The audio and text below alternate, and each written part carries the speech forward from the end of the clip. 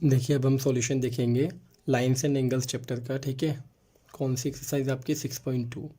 तो 6.2 में सबसे पहले हम क्या देखेंगे, आप देखिएगा in figure find the values of X and Y then show that A B parallel to C D.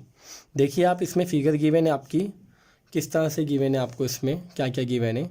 A B और सी डी टू लाइन्स है आपकी, और एक ये लाइन जा रही है आपकी। ठीक है, और यहाँ पर एक्स वाई जहाँ पर भी प्रेजेंट है और जो दे रखा है आपको सब गिवन है फिगर में। ठीक है, इसमें आपसे फर्स्टली पूछा है उसने कि एक्स और वाई की वैल्यू बताइए, और उसके बाद प्रूफ भी कीजिए कि ए बी और सी डी दोनों लाइन्स क्या हैं आपकी, पैरेलल है।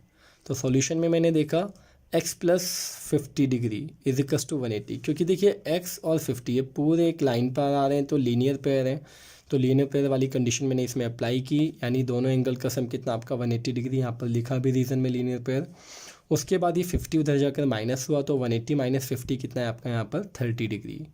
अब आप देखिएगा वाई की बात आती है, वाई और 130 डिग्री एक लाइन के अपोजिट एंगल्स माने ना, जब दोनों लाइन्स इंटरसेक्ट हो रही है उसके अपोजिट, यानी क्या कहलाएंगे, वर्टिकली अपोजिट एंगल्स कहलाएंगे आपके।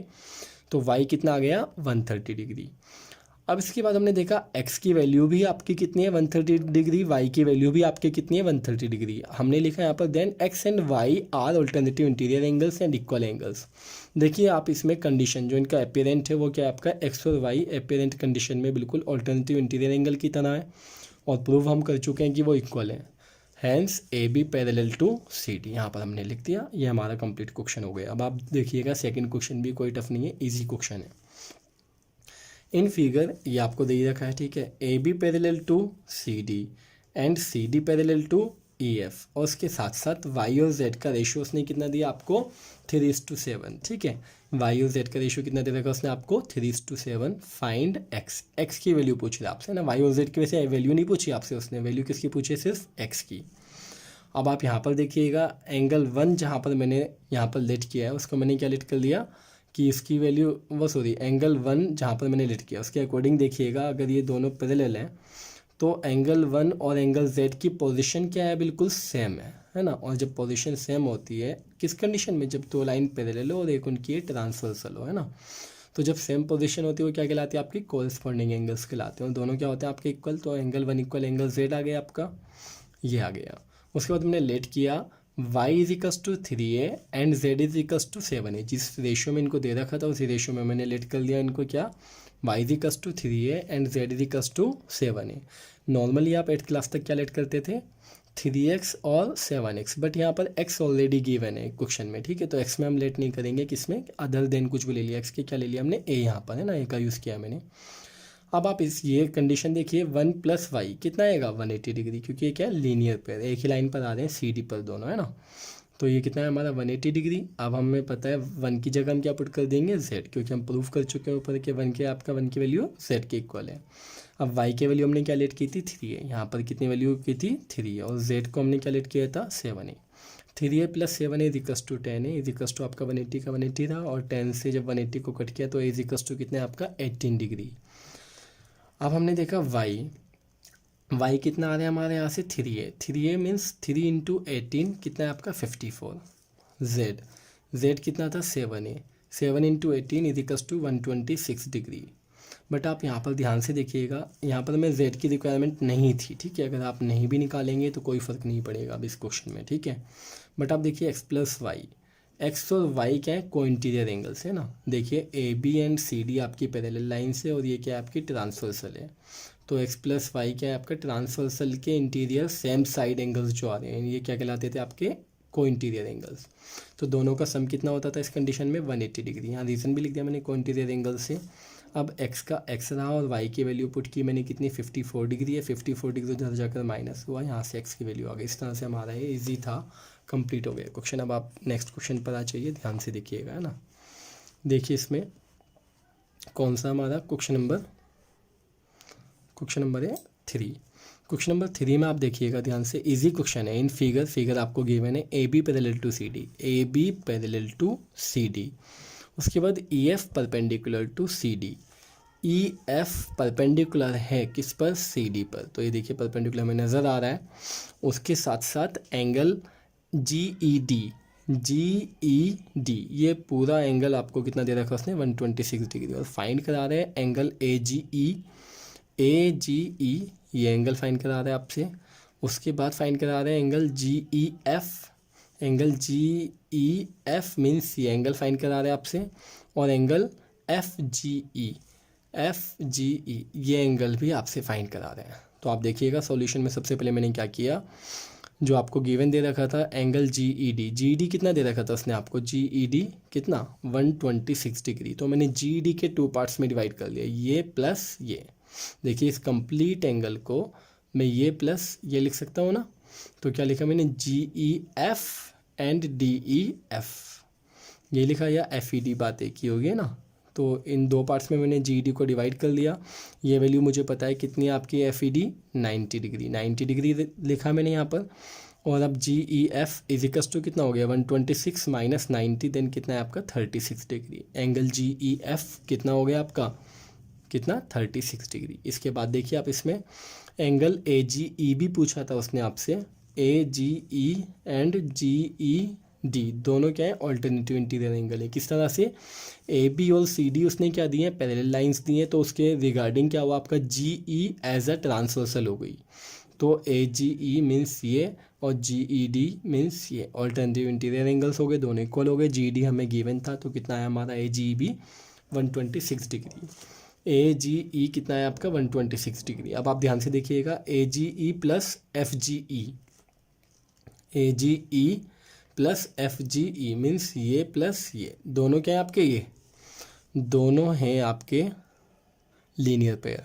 तो अगर ये लीनियर पेयर हैं आपके दोनों, तो इनका सम कितना होगा 180 डिग्री। अब आपको AGE की वैल्यू पता है 126 डिग्री है, तो FGE आपने निकाला, उधर जाके माइनस हो गया।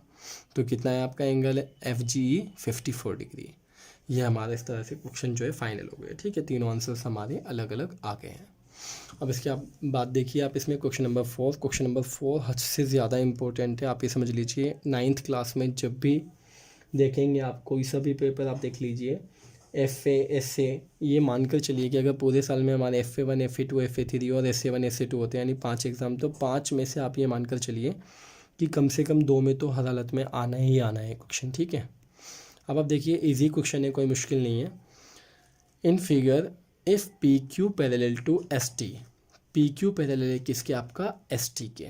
ठीक है, एंगल PQR 110 डिग्री, PQR ये कितना दे रखा है आपको उसने 110 degree. And angle RST, angle RST कितना दे रखा है आपको उसने 130 डिग्री। फाइंड एंगल QRS, तो QRS ये वाला एंगल आपसे पूछ रहा है वो। ठीक है, तो आप देखिएगा इसमें कंस्ट्रक्शन की। सबसे पहले मैंने PQ को प्रोड्यूस्ड किया कहाँ तक, आपका इंटरसेक्ट RS।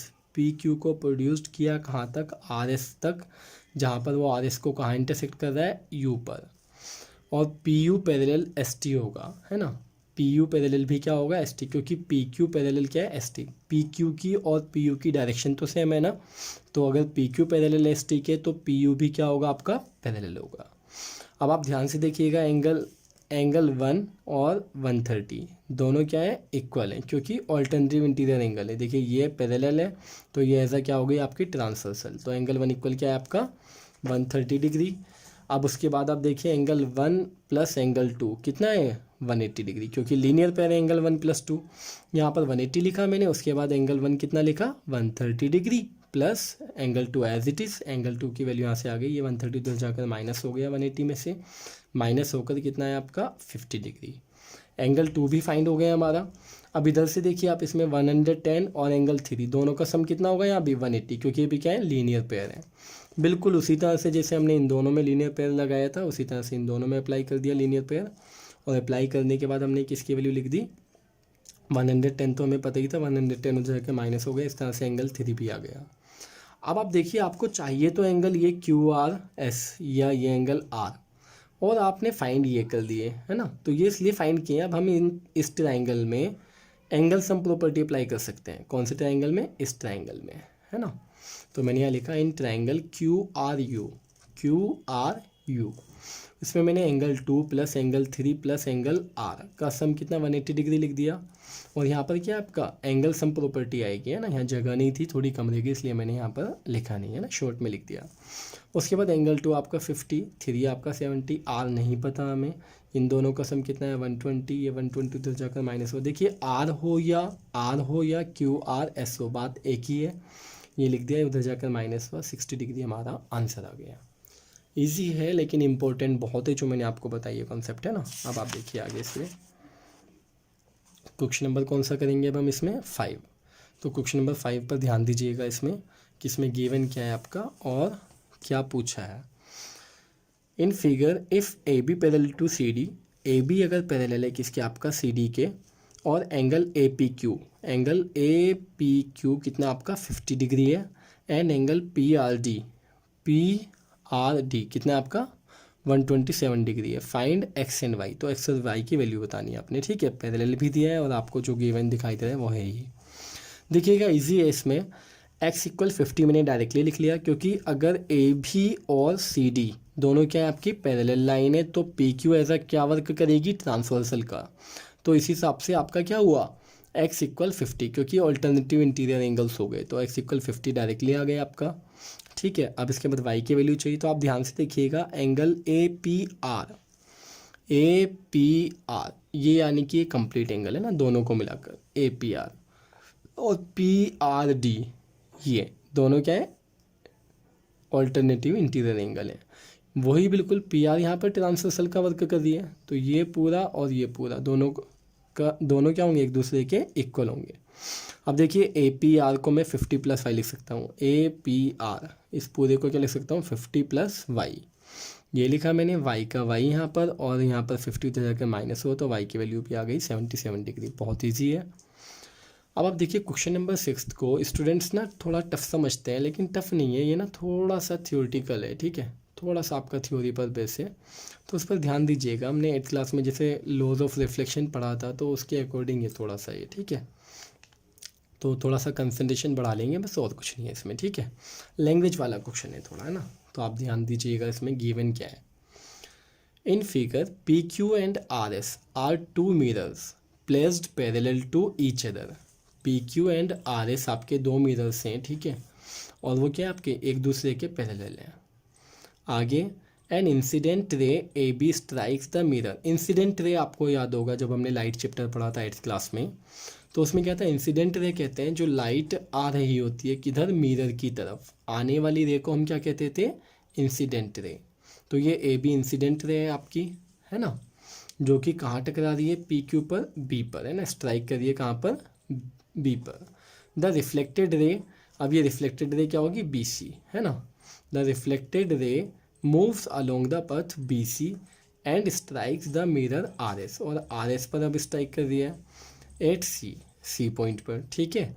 अब आप आगे देखिए and again reflects back along C D, और यहाँ से रिफ्लेक्ट होकर फिर सी डी के अलोंग वो चली गई। तो हमने प्रूफ करना है, proof that A B parallel to क्या है आपका सी डी, क्या प्रूफ करना है हमने A B parallel to C D, A B ये रही आपकी और सी डी ये रही। अब आप ध्यान से देखिएगा इसमें गिवन में दिया है पी क्यू और पैरेलल आर एस के, where P Q and R S are two mirrors and A B incident ray, A B जो है आपकी इंसिडेंट रे है ना, लेकिन किसके लिए आपकी A B incident ray for mirror P Q, है ना, इसके लिए आने वाली रे है, जबकि बी सी क्या है पी क्यू के लिए रिफ्लेक्टेड रे यानी कि जाने वाली रे है। आप देखिएगा ध्यान से इसमें क्या बोला है मैंने, P Q and B C reflected ray for P Q while B C incident ray, B C जो है आपकी इंसिडेंट रे किसके लिए आर एस के, क्योंकि इसके लिए तो ये आने वाली है ना, तो जो आने वाली रे होती है वो क्या कहलाती है आपकी इंसिडेंट रे, इसके लिए क्या हो गई आपकी ये इंसिडेंट रे हो गई बी सी रे फॉर किसके आर एस के लिए, and C D reflected ray for किसके लिए फॉर आर एस के लिए सी डी क्या होगी रिफ्लेक्टेड रे यानी कि टकरा कर जाने वाली है। और टू प्रूफ आपको पता है कि ए बी पैरेलल टू हमने क्या प्रूफ करना है सी डी, तो मुश्किल नहीं है, देखिए आसान है ये। सबसे पहले हमने कंस्ट्रक्शन की ड्रॉ टू परपेंडिकुलर्स, इसको हम साइंस की लैंग्वेज में यानी फिजिक्स में जब हम ये चैप्टर पढ़ते थे तो नॉर्मल कहते थे, BN1 एंड CN2, BN1 एक परपेंडिकुलर ड्रॉ किया मैंने और CN2 दूसरा परपेंडिकुलर। ये एक्चुअल में साइंस की लैंग्वेज में आपका क्या होता था, BN1 यानी कि क्या नॉर्मल होती थी एक ऐसी इमेजिनरी लाइन जो कि मिरर पर 90 डिग्री का एंगल सबटेंड करती है, तो ये BN1 किसका नॉर्मल हो गया, इसके अकॉर्डिंग, जबकि CN2 किसका हो गया आपका, इस मिरर के अकॉर्डिंग, RS के। ठीक है, अब आप देखिए इसमें BN1 भी पैरेलल होगा CN2 के। BN1 कितना होगा, CN2 के पैरेलल, क्योंकि ये दोनों पैरेलल दे रखे हैं तो इनके परपेंडिकुलर्स भी क्या होंगे, एक दूसरे के पैरेलल होंगे। रीज़न हम यही लिखेंगे। ठीक है, अब आप देखिएगा angle 1 equal angle 3, angle 1 equal angle 3 and angle 2 equal angle 4, angle 2 equal angle 4। ये मैथमेटिक्स के अकॉर्डिंग नहीं है, 3 और 1 के इक्वल और 2 और 4 के इक्वल। आप देखिएगा इसमें मैं आपको बता देता हूँ पहले, जो आने वाली रे होती है वो नॉर्मल से जितना एंगल बनाती है वो इंसिडेंट एंगल कहलाता है। जो जाने वाली रे होती है वो नॉर्मल से जितना एंगल सबटेंड करती है वो रिफ्लेक्टेड एंगल कहलाता है। यानी इंसिडेंट रे का एंगल क्या कहलाता है, इंसिडेंट एंगल, जबकि रिफ्लेक्टेड रे का एंगल क्या कहलाता है आपका, रिफ्लेक्टेड एंगल, या एंगल ऑफ रिफ्लेक्शन भी कह सकते हैं आप। ठीक है, तो ये दोनों हमारे इक्वल होते हैं। ये हमने लॉज ऑफ रिफ्लेक्शन में पढ़ा था कि इंसिडेंट एंगल और रिफ्लेक्टेड एंगल दोनों क्या होते हैं, हमेशा इक्वल होते हैं। तो इसी तरह से 3 और 1 इक्वल है, 2 और 4। यहाँ पर मैंने लिखा बाई लॉज ऑफ रिफ्लेक्शन, ये भी लिखा हुआ चल सकता है सिर्फ, या आप चाहें तो लिख सकते हैं angle of incident is equals to angle of reflection. ठीक है, अब आप देखिए इसके बाद एंगल 1 इक्वल एंगल 2, ये साइंस के अकॉर्डिंग नहीं है, मैथ्स के अकॉर्डिंग है, क्योंकि BN1 एंड CN2 दोनों क्या है आपके पैरेलल हैं। तो इसके रिगार्डिंग क्या होगा आपका, एंगल 1 और एंगल 2, यानी कि क्या है, BC जो है आपकी एज अ ट्रांसवर्सल का वर्क कर रही है। किसके लिए, BN1 और CN2 के लिए BC क्या वर्क कर रही है आपका, एज अ ट्रांसवर्सल। तो angle 1 is equals to angle 2 आ गया, किससे, ऑल्टरनेटिव इंटीरियर एंगल से, दोनों इक्वल हो गए। मल्टीप्लाइंग की मैंने बाई 2 से, तो देखिए एंगल 1 का डबल, एंगल 2 का डबल। देखिए एंगल 1 का डबल क्या होगा, 1 का डबल क्या होगा, ये पूरा, यानी एंगल ABC, और 2 का डबल क्या होगा, पूरा एंगल BCD, क्योंकि इक्वल एंगल है ना, तो इसलिए क्या आ जाएगा, डबल करके पूरा कंप्लीट। तो क्या हुआ, ABC और BCD आ गए, ABC एंड BCD। और अगर ये एंगल इक्वल हो गए तो आप देखिए ये BC ऐसा क्या हो गया आपकी ट्रांसवर्सल, जबकि AB और CD क्या हो गए आपके पैरेलल। तो हम लिखेंगे कि एंगल ABC और BCD दोनों क्या है आपके एपियरेंट में क्या है, ऑल्टरनेटिव इंटीरियर एंगल से, जबकि इक्वल भी है। तो ये क्या हो गया हमारा, प्रूव हो गया कि AB is equals to CD। देखिए ये भी हमारी 17 to 18 मिनट्स की वीडियो है और मुश्किल नहीं है, बहुत इजी है। ये चैप्टर ही हमारा इजी है, लेकिन अगर हमने ये नहीं किया तो आगे के चैप्टर्स में बहुत ज़्यादा प्रॉब्लम हो जाती है। आप ये समझ लीजिए कि बिल्कुल ज्योमेट्री का ना, बिल्कुल जिसे कहते हैं, ये ज्योमेट्री का बिल्कुल बेसिक है हमारा। ठीक है।